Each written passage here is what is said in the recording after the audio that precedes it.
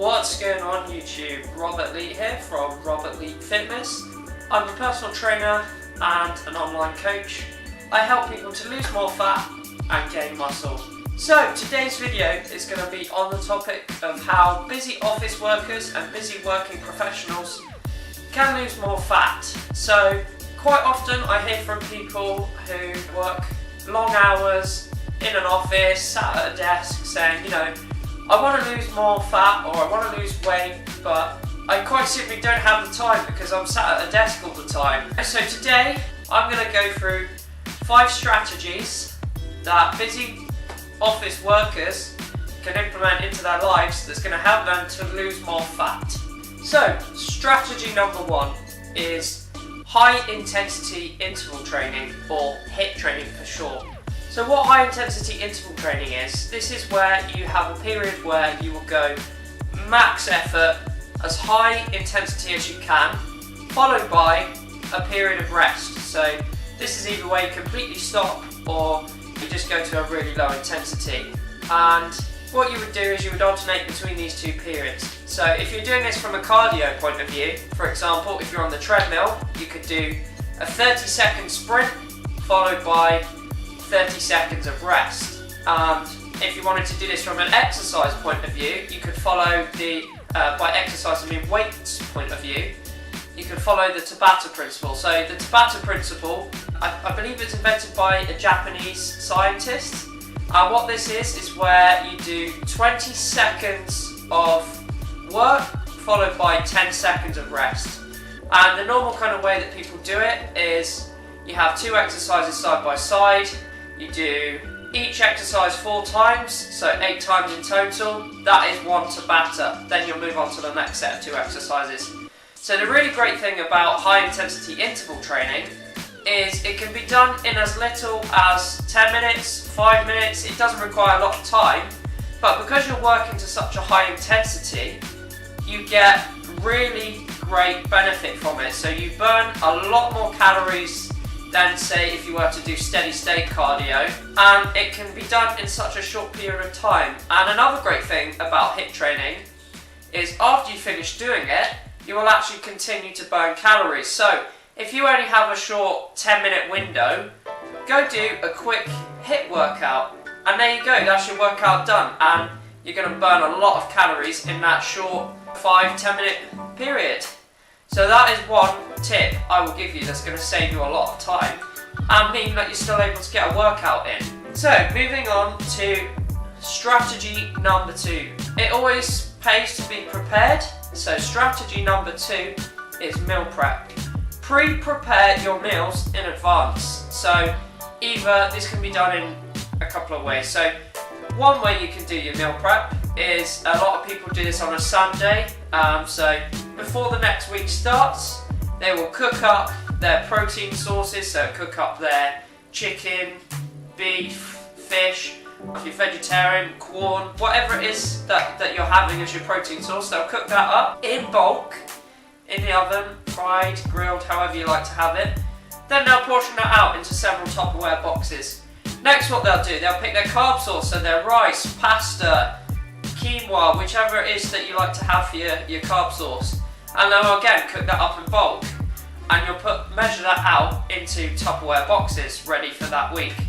Next, you pick your vegetable source, so you know, beans, it could be spinach, it could be frozen veg, whatever you want your vegetables source to be. You'll cook that again in bulk, and then what you'll do, again, add it into the Tupperware boxes you've already got laid out with your protein source, your carb source, and then you add in your veg. Generally, meal prep will last about 3 days, so you could probably put 3 days worth of meals in the fridge, and then for the following days of that week, you would put the rest of the meals into the freezer. So then what you can do, you've got your week's worth of meals already planned out. When you go to the next day to eat, you've got your first meal of the day already there, you can just eat straight away. You've got your lunch there ready to take with you to work. And then when you get back from work, you've got your dinner already made, so that's already saving you a lot of time. The second way to do this, do it as you go. So the night before work, you could pre-prepare, say, your breakfast for the next morning. So a good one to prepare for the next day is overnight oats. which is basically where you measure out some oats into a jar. You can add some fruit as well, and then you want to add some kind of liquid as well. You just store that in the fridge overnight, and then it's ready to eat the next morning straight away. And what you can also do is you could cook your chicken or your beef, fish, whatever protein source you want to use the night before, and again your carb sources. Portion that out in the same way, put that in the fridge, ready for the following day. This one, it depends really on how big a fridge you've got. So me personally, I don't have a huge fridge, so I can't cook a whole week's worth of meals and store them. So I tend to go for this approach, which is as I go, I will cook meals for the next day. So there you go. Just by planning in advance what you're going to cook and cooking it and then storing it ready to eat, that's going to save you a huge amount of time. It's also going to save you money, because if you're eating out a lot while you're at work, or if you're grabbing food on the go, it's going to be a lot cheaper to make it yourself. It's also going to be a lot healthier. I know from experience, I find it quite hard to eat healthy when I'm out and about. Strategy number 3 is sleep. Sleep is very important. Even if you're leading a very busy life, try and make sure for an adult you get at least 7 hours sleep a night, because what's going to happen is if you're lacking sleep, it's actually going to lead to weight gain. There's been several studies that have been done into this, and there's basically 2 hormones that sleep helps to regulate. You've got leptin and ghrelin. So leptin is the hormone that is responsible for making you feel full, and ghrelin does the opposite, it makes you feel hungry. And what happens is if you're lacking on sleep, the leptin levels decrease and the ghrelin levels increase. So you're feeling less satisfied and you're feeling more hungry. What's going to happen if you're feeling hungrier? You're going to binge eat. So this is why sleep is really important, because it helps to control the hunger hormones, which is going to help control your appetite. So the more sleep you have, the better you'll feel. And again, it's going to help you to feel energized. You know, if you have more sleep, you're going to feel more alert, more ready for the next day. And if you're lacking on energy, like I said, you're more likely to go and binge eat. So try and make sure, if you can, you get an early night, get a good 7 hours sleep for an adult, I say is plenty. Some people need more than that, some need less. So it's about trying to work out how much sleep you actually need. So moving on to strategy number 4. Strategy number 4 is quite simple. Drink more water. This sounds really boring and it sounds basic, and you think people know to do this, but you'd be surprised how many people don't actually drink enough water.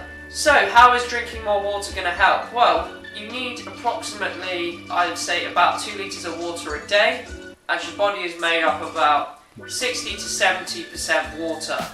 So as you go out throughout your day, you're going to sweat and you're going to get rid of water from your body, so you're going to need to replenish that. Water has many different benefits. It's really good for your skin. So if you drink lots of water, it's going to help to kind of moisturise your skin.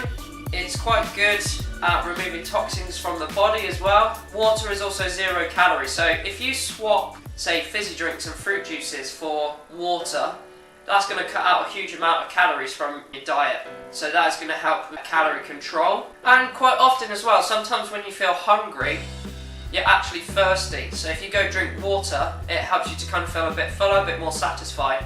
So again, that's how water's going to help.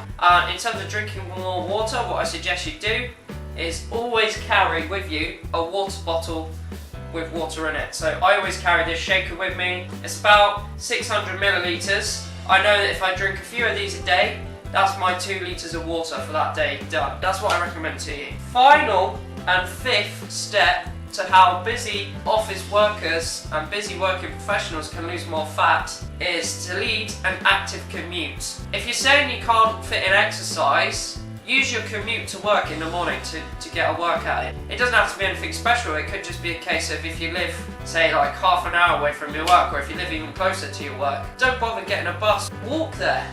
Or if your work is quite far, say get the bus, but get off a couple of stops early and walk the rest of the way.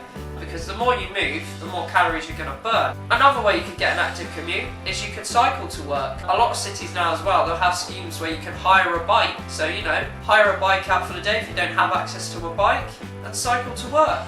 I know in London they've got the Boris bikes. I know when I lived in Bath they had a similar scheme. I don't think here in Bristol we have a scheme like that at the moment, but I know there are places where you can hire bikes for the day. What you could also do, you could run to work. Yes, you might get a bit sweaty, so I'm quite lucky I work at a gym, so if I ran to work I could have a shower when I get there. It might be a good idea to take a change of clothes with you, some deodorant, maybe find a gym nearby to your work that you could potentially go have a shower at. Just to summarise again, tip number 1, HIIT training or high intensity interval training. Tip number 2, pre-prepare your meals in advance, also known as meal prep. Tip number 3, get more sleep. Tip number 4, drink more water. And finally, have an active commute. So I hope you found those tips useful. Let me know in the comments what you thought, or if you've got any of your own tips you'd like to share for how you personally fit exercise into your busy schedule, or how you think busy people can lose more fat. Let me know in the comments. Quite interestingly, I've actually started to write a book based around a similar topic to this. So the book is going to be about 5 ways busy professionals can lose more fat. So it's going to go into more detail in what I've just talked about now. I'm also now on Snapchat, so my Snapchat username is basically the same as it is on every network, so it'll be rleat_fitness. I'll also put a picture of my snap code here. Thank you for watching. Don't forget to subscribe, comment, leave a like, all that kind of stuff. And sharing is caring, so share with your friends who are busy office workers. I will see you in the next video. Goodbye.